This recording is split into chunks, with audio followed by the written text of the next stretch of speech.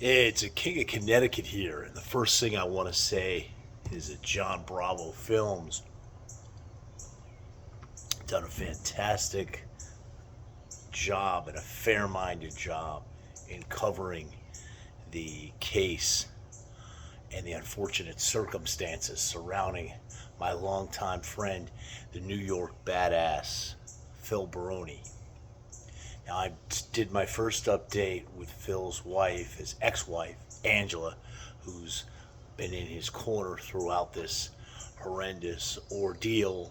And I've done some other updates with crime and entertainment.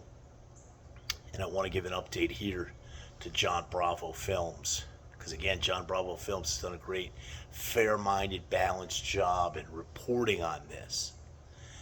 And starting out from the beginning, I was able to get Phil pro bono representation through my law firm with another law group out of San Antonio, Texas.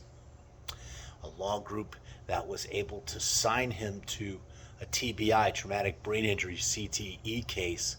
And I ran a number of other top UFC clients through to keep that going for Phil.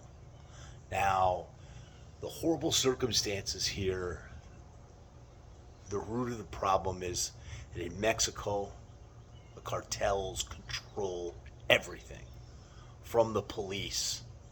Again, a rehash, Phil had no interpreter. He barely speaks he can't even put a sentence together in Spanish, okay?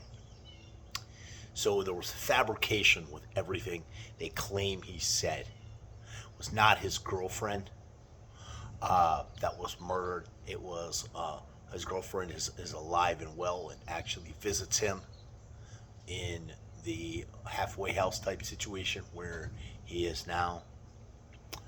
And it's a costly ordeal when the extortion starts.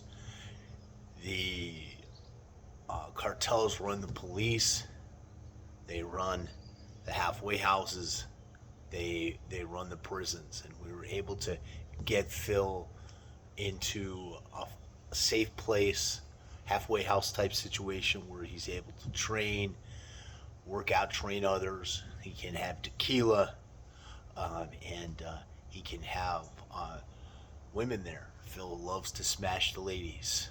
That's no secret. But what happens is this is a costly ordeal to get him there. It's close to six figures. They extort the family. That's what happens in Mexico. And I want this to serve as a cautionary tale for anyone thinking of traveling to Mexico. My best advice would be don't. And what happens is they'll re-extort. So in Phil's case, they brought a lady of the night in to take care of the New York badass, and she brought crack cocaine and fed it to him. They videotaped him, and then they re-extorted on the original extortion to keep him there. And the point is to keep him there where he is safe, because Mexican prisons, especially if you're an American, they're rat holes. And what happens to a lot of Americans is once they can no longer extort you, they send you there to die. And it's a horrible situation. There is no right to a speedy trial. Understand that. And that's why getting Phil into a safe place is so important. They'll tell you that in this case there was so much police misconduct, and they'll tell you they're going to have these hearings, but this could go on for years and years. Phil could be there a decade from now, and hopefully in the same place and not in a prison. But it's an extortion rap.